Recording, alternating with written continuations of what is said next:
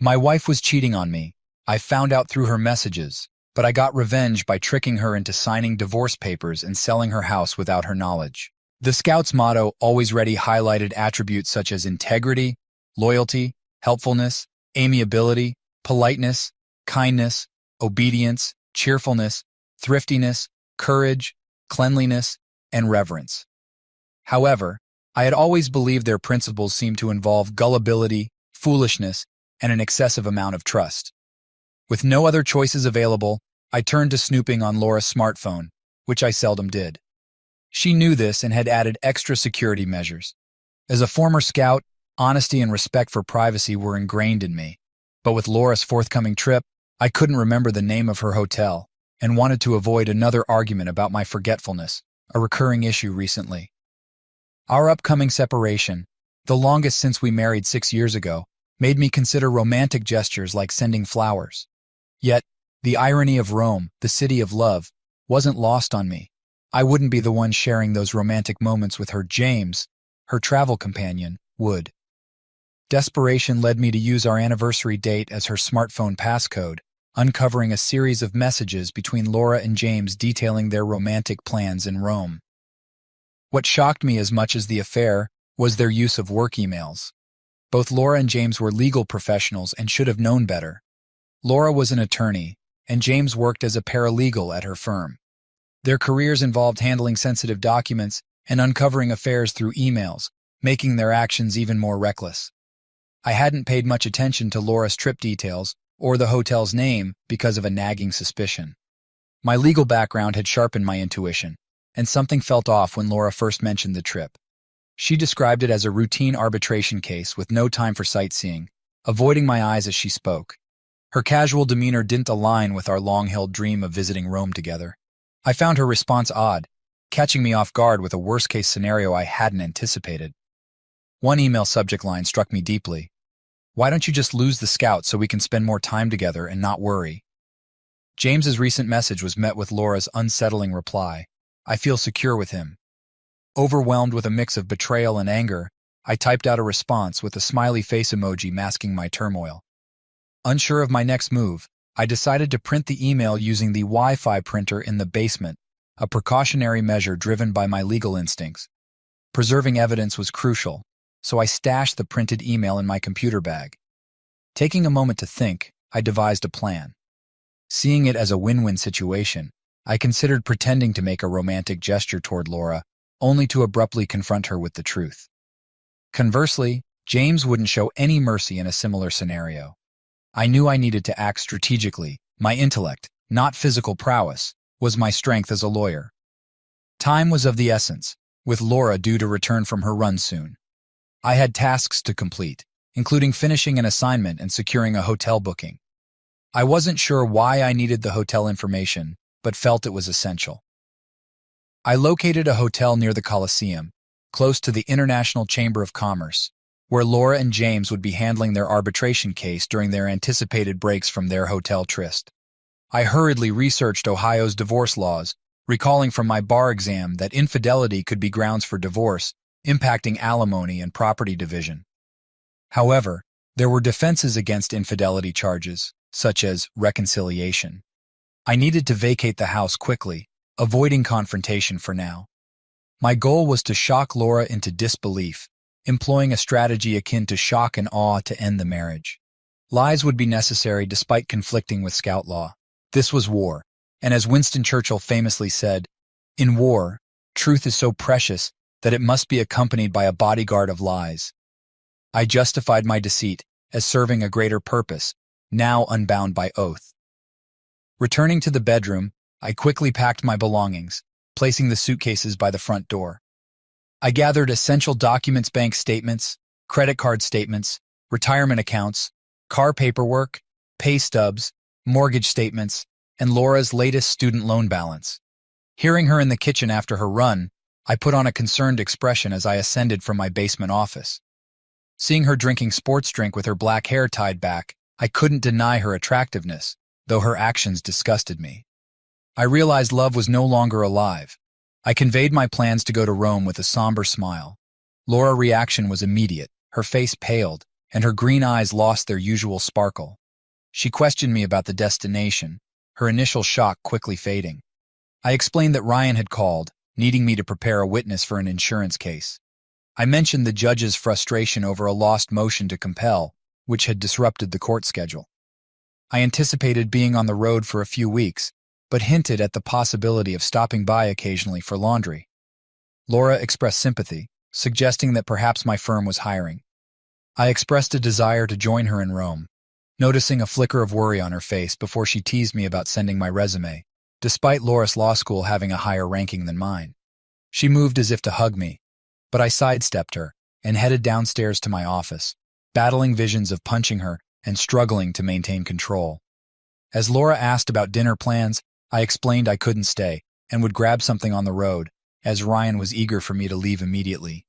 Laura followed me to the door looking slightly concerned as I picked up my suitcases and left. She declined a goodbye kiss, citing a sore throat and the possibility of a cold or allergies, expressing concern about me catching anything from her. I told Laura I wouldn't be back until Friday at the earliest, mentioning some stops in Akron and Cincinnati. I couldn't shake the feeling that she was already thinking about the unexpected freedom my absence would offer. After waving goodbye, I drove off, hoping she would think I was stressed about work and irritated about being called in on a Saturday. My acting skills are limited, but I had a hunch she was already planning to reach out to James. I drove until I found a shopping center with a coffee shop. Like many lawyers, I found clarity with pen and paper. As I sipped my coffee, I started listing cases and realized that reconciliation had never even crossed my mind. Retribution was the only path forward, and the question was how far I should go. My thoughts were interrupted by my phone ringing. The call was from an unfamiliar number. Impatiently, I answered, and a man named Michael Stevens introduced himself. He was in the business of buying old houses to replace them with mansions. Despite acknowledging that people generally disapproved of his work, he emphasized the allure of receiving a substantial check. I was initially taken aback by the idea of tearing down our cozy home, but soon regained my composure. Stevens proposed buying our house for demolition, citing the uncertainty of new construction timelines and offering a potentially lucrative deal if we were willing to sell. I couldn't help but smirk at the prospect, remembering how Laura had chosen the house shortly before our wedding. It was a charming ranch in a serene setting, with a lovely yard overlooking woods and a creek. The treehouse visible from the bedroom window symbolized our envisioned family life. The location was convenient, with easy access to major highways and a manageable commute to work. I told Stevens about my busy schedule in the coming days and arranged to meet on Sunday morning. Stevens assured me that he had already assessed the property from the outside and didn't need to see the interior. Reflecting on the Scouts' ideals, rooted in military scouting and emphasizing skills like stealth and self-reliance, I realized Laura had unknowingly walked into a trap reminiscent of a military ambush. Before taking further action, I decided to do some reconnaissance. With my plan in mind, I deliberately knocked over my empty coffee cup and stepped out to my car for privacy. I dialed a number on my cell phone and waited for a response. Eventually, I connected with Chris Brown, a former private investigator I had worked with during my time as a corporate lawyer. Chris had often assisted with pro bono legal cases, reflecting my commitment to public service. I recounted the urgent favor I needed, explaining the situation involving my wife and another man. Chris expressed disbelief at Laura's audacity and offered to handle the matter himself as a token of gratitude for my past assistance in a high-profile divorce case. I thanked Chris and provided details about the house and the backyard, mentioning its direct access to the bedroom where Laura practiced yoga with the curtains open. I suggested that Chris could use it for surveillance purposes, accessible by traversing the woods and leaping over the creek after dark. I also mentioned my plan to set up a camera outside, aimed at the front of the house to monitor activities. After finalizing arrangements with Chris, I contacted Alex, a lawyer I intended to hire for my divorce proceedings. Despite Alex's initial confusion about the purpose of my call, I clarified that I needed legal representation due to my wife's infidelity. After I briefed him on the situation, Alex suggested meeting the next day to start working on the case. He acknowledged the need to gather clear evidence of infidelity and navigate the complexities of the financial settlement, given Laura's resources and support from her colleagues. I assured Alex that I would handle the situation, expressing confidence in resolving it amicably. My next call was to discuss potential retaliation. I told him I wasn't planning to retaliate, opting for a wait-and-see approach. For my final call, I reached out to Emily, choosing my words carefully. After a moment of silence, Emily was pleased to hear from me after so long. I explained Laura's recent behavior, and Emily revealed that Laura's actions had driven a wedge between them, but she was willing to help me as a friend. I then shared my plan with her. After a brief pause, Emily laughed, amused by the situation. She agreed to help me, acknowledging my ability to make her laugh. I thanked Emily, promising to treat her and her partner to dinner once things settled down. Emily accepted the invitation, confirming it as a date. Needing some privacy to strategize, I found lodging at an extended-stay hotel outside Cleveland's Beltway, far from our usual spots. Once settled, I ventured out for some food. Although I wasn't hungry, I knew I needed to eat to balance the drinks I planned to have. The nearby restaurant would do, despite the complimentary chips and cheese likely causing some discomfort. Seated in a booth, I noticed the bartender's gaze but dismissed it, too preoccupied with my thoughts. The pupusas on the menu hinted at the restaurant's Central American influence masquerading as Mexican. Unfazed, I ordered tequila, bracing myself for a brutal hangover the next day. Part of the ordeal was facing the waitress, who returned with top-shelf tequila and a glass. She gestured toward the bartender, who acknowledged me by pouring himself a generous serving. I recognized him from Garcia's legal proceedings, always sitting alone in the back, quietly taking notes and drinking tequila. After clearing my plate, I wandered to the break room, feeling like the surroundings were swaying like a ship. When I returned to my booth, the bartender had taken a seat opposite me. He greeted me warmly and thanked me for helping his cousin escape an abusive marriage. I tried to downplay my involvement, but he continued, mentioning that the abusive husband had been severely injured in jail, potentially facing permanent damage. A chill ran down my spine as he relayed this information with a slight smile. I admitted I hadn't been aware of the extent of the injuries. The bartender nonchalantly remarked that it was old news. Curious about why I was alone on a Saturday night, he inquired about my wife. I realized he must have seen Laura and me at a hearing once, followed by a kiss. I decided to be honest about the marital issues, including Laura's potential infidelity. The bartender responded with a knowing smile, suggesting that while he wasn't a lawyer, he understood the importance of keeping secrets. He hinted at my exposed notebook containing incriminating details and a to-do list. I shrugged off the security lapse, noting that at least no client secrets had been compromised. He then asked what I truly desired aside from money, suggesting the possibility of revenge. I confessed I wanted to physically harm Laura, to break her nose and blacken her eyes. The bartender cautioned me against violent retaliation, reminding me of the potential consequences like jail time. I nodded in agreement, acknowledging my past assistance to his cousin. The bartender insisted on repaying the debt. I tried to interject, mentioning Chris' role in gathering evidence and the police's involvement in the case. I also enlisted a partner from my firm to ensure proper handling of the criminal proceedings and respectful treatment by prosecutors.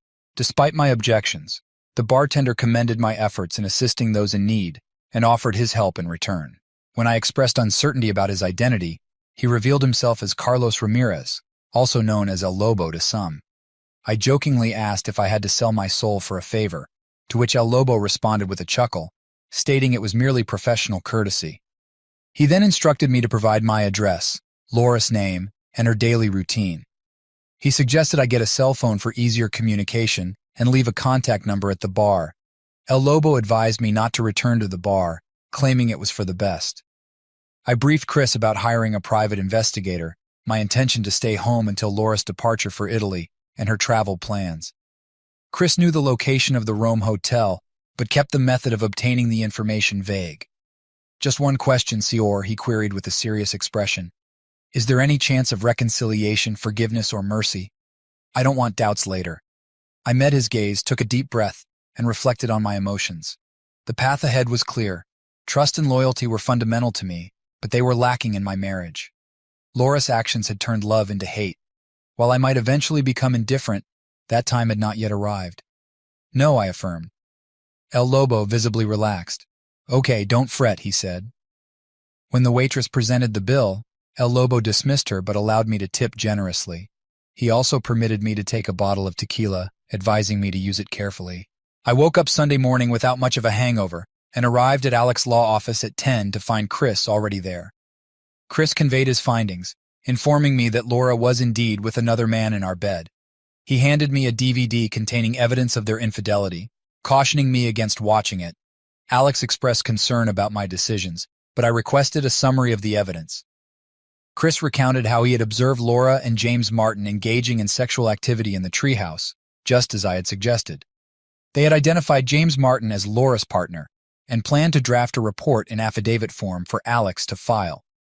Regretting the situation, I decided to file for divorce on the grounds of infidelity, but requested that Laura not be served immediately. I instructed Alex to file the paperwork on Monday afternoon before the office closed. Alex reminded me of his limitations in criminal law, cautioning that he wouldn't be able to help if I got into legal trouble. "You'd be pleasantly surprised," I mentioned as I exited. My next destination was a meeting with Michael Stevens. It turned out to be an exceptionally productive session, where I discovered we could sell the house for over $200,000 more than the mortgage without any commission to the real estate agent.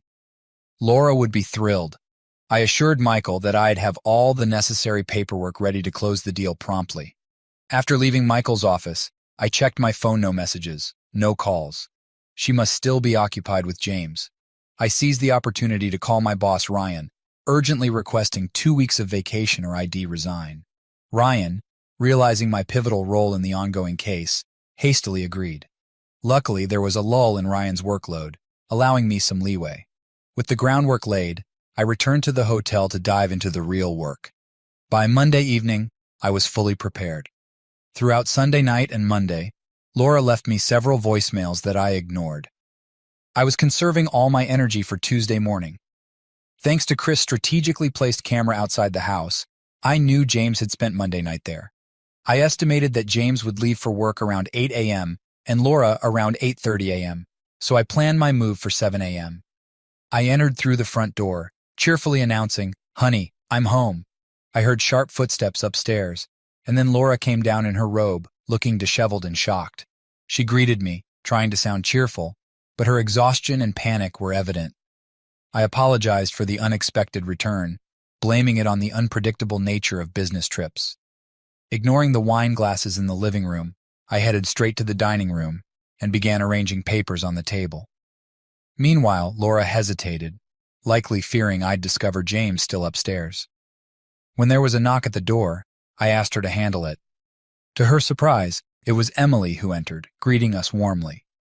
Laura watched as Emily joined me at the dining table and opened her briefcase. I explained that I had arranged for financial and medical preparations for Laura's upcoming overseas trip due to my busy schedule.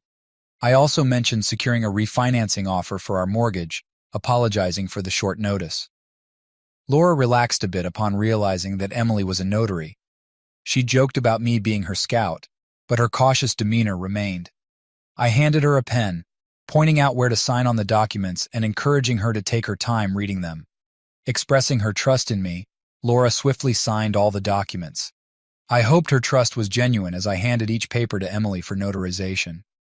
Laura offered us coffee, but both Emily and I declined. Emily documented the notarized papers while I sorted them into folders.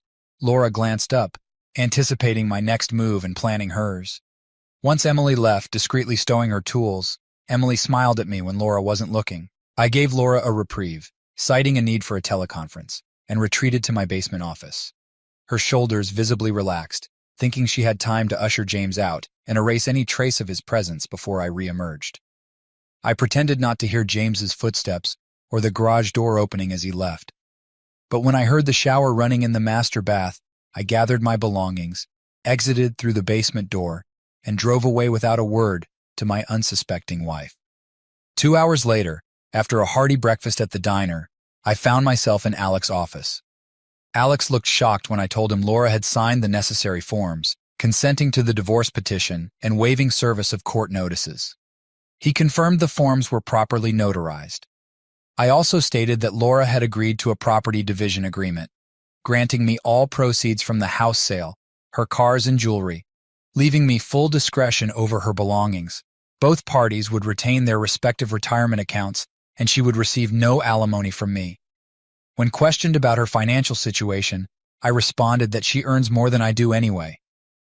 Alex reviewed the documents, noting that Laura had agreed to exit the marriage with minimal assets and significant debt. I confirmed the accuracy of the information, attributing it to her generosity. Alex scrutinized me briefly before returning his attention to the papers.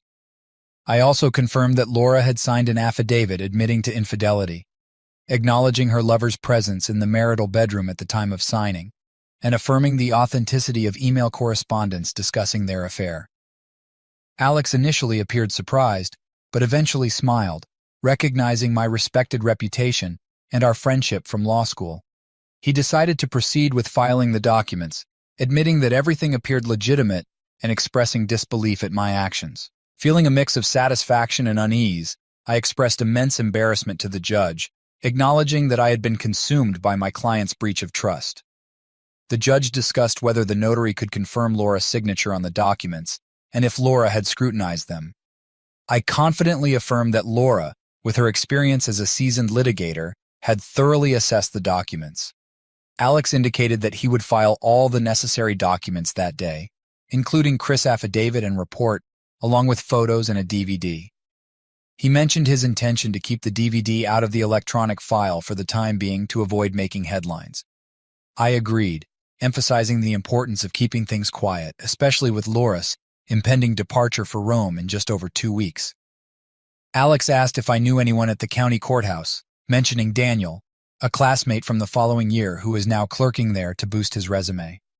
Alex suggested that Daniel might expedite the legal process, but cautioned that if the judge demanded live testimony, the case could collapse. He noted that Laura would need to decide whether to contest fraud on the court once she understood the situation. Alex mentioned that if things soured, he might have to part ways with my representation. I acknowledged Alex's points and agreed to discuss the matter further, but not at that moment. Chris couldn't determine if they met elsewhere during the week or at the office, but it wasn't at home. He promised to update me if anything changed. I made some discreet moves while Laura was away, returning to the house to collect necessary financial documents and signing a contract to sell the house to Michael Stevens, with the closing scheduled for Laura's first week in Italy. During this period, I threw myself into self-care, hitting the gym, indulging in leisurely reading, and reflecting on my life as I neared 30. Chris updated me on Saturday that Laura was back with James at the house. I thanked him, feeling indifferent. Once the house was sold, I'd rather burn the sheets than keep them. By then, I had watched the video Chris had given me. James, a few years younger, was a gym fanatic, constantly admiring himself in the mirror post-workout. Apart from his chiseled physique, he was unremarkable. I was fit, but didn't have the sculpted body Laura seemed to crave. I had no interest in such superficiality. Soon enough, Laura left for Rome.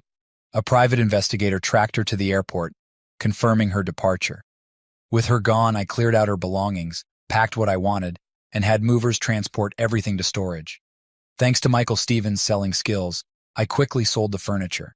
When the house was finally empty, I did one last sweep before my final task. I gathered the wedding photos, the album, and Laura's gown, carrying them to the patio fire pit beneath the treehouse.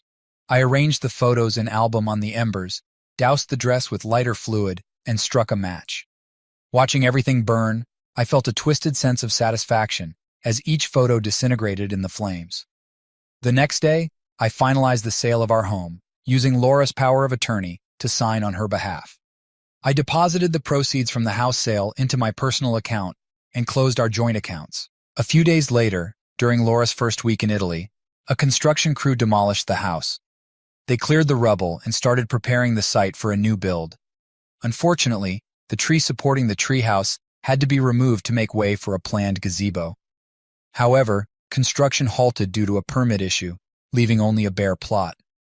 A friend from law school working in the county permit office and I were optimistic the matter would be resolved before Laura returned from Italy, pending proper form approvals. During this time, I avoided all communication attempts from Laura, offering vague responses to inquiries. El Lobo informed me of Laura and James' apparent stress, hinting that Laura might suspect something was wrong. When asked about Laura's rings, I declined, and El Lobo suggested another potential recipient. I agreed without hesitation. 2 days before Laura's expected return, I received the divorce decree unexpectedly swiftly from Aleka's office. As I was leaving, El Lobo called, advising me to take a public vacation. Following his advice, I headed to New York, reconnecting with college friends and enjoying various activities, mostly funded by credit cards. I ensured the hotel staff recognized me through generous tipping. While there, I mailed a DVD to Laura's parents' house, showing me burning her wedding dress and album. Late one Sunday night, after enjoying coffee and cake in Little Italy, Manhattan, my phone rang. It was my father-in-law, David. "Where are you?" "Laura's in the hospital. She's losing it." "What happened?" I asked, my curiosity piqued. "She came back from a business trip on Friday, but she and a colleague were kidnapped at the airport. They only escaped this morning. Her colleague was nearly beaten to death, and Laura—" His voice trembled. "What happened to Laura?" I pressed. "When she woke up, she was covered in tattoos, horrible things, calling her a strumpet and a loose woman. Then some masked guy came in, punched her, breaking her nose, and gave her 2 black eyes." I felt a twisted sense of satisfaction. It was the perfect twist of fate. I would have been content if Laura had just realized I had betrayed her in court as she had betrayed me in marriage. But this was a delightful surprise. It would be worth an immortal soul if I could give it away. "I'm sorry to hear that," I said, informing him that I was out of town and asking what I should do about Laura's situation. He expressed surprise, reminding me that Laura was my wife. I then revealed that we were divorced as of last week and accused Laura of cheating on me with the man she was traveling with. Despite the cruelty in my tone, I offered to send him a copy of the video as evidence. There was silence, and I speculated if he was in shock. Eventually, he declared they were done with Laura, saying I would have to take care of her. After some shouting, he hung up, leaving me to ponder our strained relationship. City life had become too stressful. I sent Ryan an email telling him and the firm to go to hell, respectfully. I got myself new hiking and camping gear. Laura never liked camping, so this was my chance to reconnect with my scouting past. The hotel was accommodating, agreeing to hold my luggage for a while for a reasonable fee.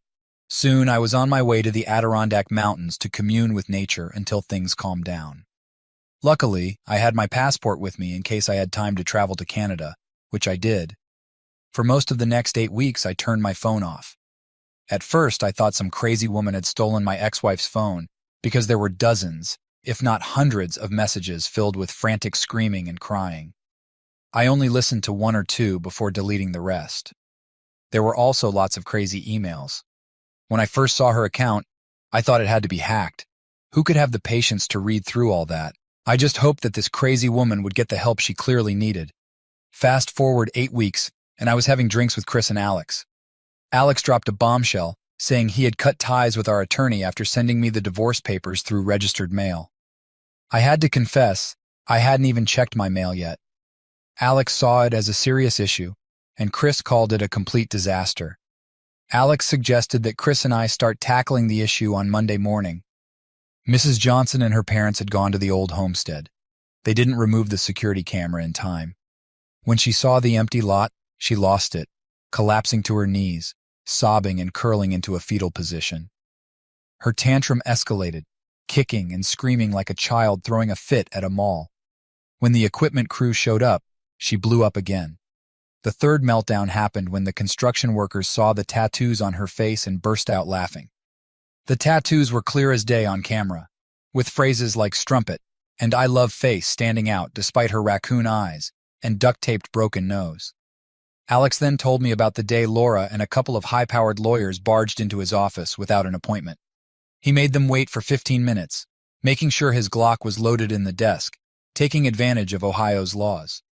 When their wait was over, they started bombarding him with talk of emergency motions, bar complaints, and contempt proceedings. Alex couldn't help but notice the ink all over Laura's face, written in red and blue. Once he refocused, he asked what the issue was and which statement in the documents was false. They all went silent, looking at each other. Then he asked if there was a dispute over my ex-infidelity, and they all said yes. He played a videotape he had prepared, showing Laura clearly having an affair in our bed. It was obvious they hadn't gone through all the case files, as they looked utterly confused. Alex recounted that Laura started screaming that I didn't give her a chance to explain. He told her that I didn't care about her reasons as long as it was over. Eventually, she calmed down and claimed she never agreed to let me sell the house, and that I had burned her wedding dress, pictures, and album, which she said were her personal property.